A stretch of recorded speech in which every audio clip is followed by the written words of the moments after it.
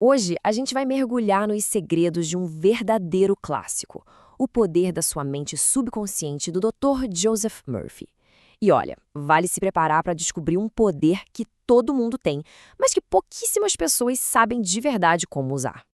Já aconteceu de pedir algo com toda a força, com toda a fé, só para ver o resultado ser exatamente o contrário? Pois é, o livro do Dr. Murphy começa com essa pergunta, uma pergunta que com certeza muita gente já se fez. E a resposta para ela? Bom, é o segredo que a gente vai começar a desvendar agora. A resposta, na verdade, não tem a ver com rituais, com cerimônias ou com alguma religião específica. Budistas, cristãos, muçulmanos, não importa. As preces podem ser atendidas para qualquer um. O verdadeiro segredo está em entender uma lei universal da mente, que funciona para todo mundo, sem nenhuma exceção. O maior segredo de todos os tempos não é a energia nuclear, não é a viagem espacial, nada disso. É esse poder incrível que existe dentro da nossa própria mente subconsciente. E o mais interessante é que não é algo que a gente precise adquirir, já está lá.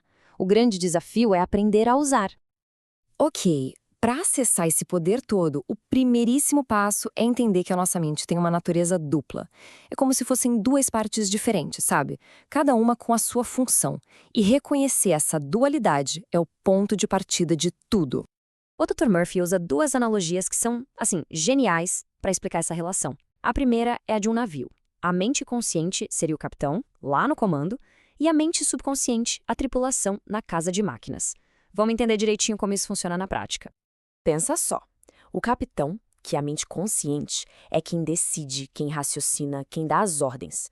Já a tripulação, o subconsciente, não questiona nada. Ela simplesmente executa, seja a ordem para navegar em águas calmas ou para ir direto na direção das pedras. Ela só obedece. A segunda analogia é tão poderosa quanto a primeira. A mente é como um jardim. Nós somos os jardineiros. E o que a gente faz? Planta sementes de pensamento nesse jardim o dia inteiro, muitas vezes sem nem se dar conta. E o que a gente planta com os nossos pensamentos de sempre é exatamente o que a gente vai colher na nossa vida. Tá, mas como é que a mente consciente dá as ordens ou planta essas sementes? Tudo isso é governado por uma lei fundamental, um princípio que é tão imparcial quanto a lei da gravidade, por exemplo. É a chamada lei da crença. O ponto crucial é este aqui. A mente subconsciente não discute, ela não argumenta, ela aceita como verdade absoluta tudo aquilo que a mente consciente acredita de verdade.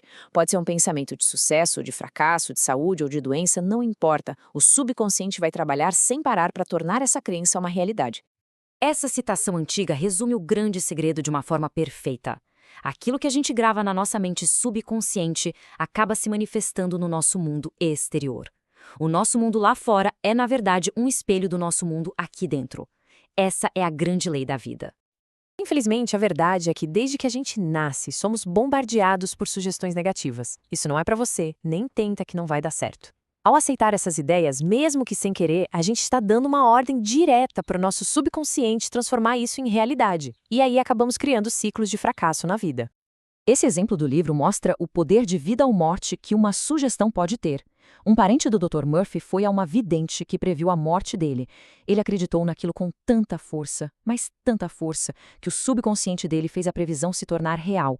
Ele morreu sem saber que ele mesmo foi a causa da própria morte. A sugestão da vidente não tinha poder nenhum. O poder veio da mente dele ao aceitar aquilo.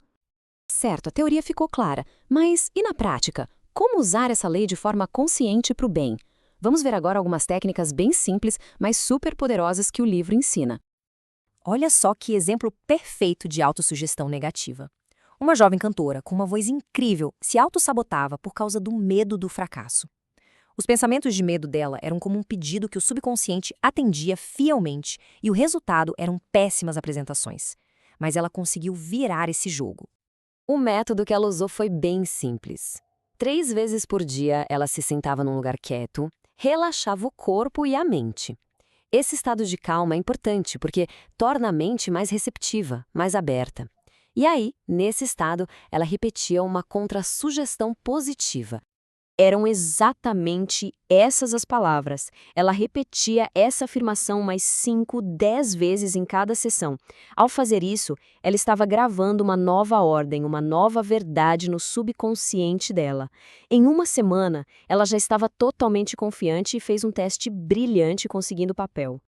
E esse princípio funciona para tudo, não só para o medo.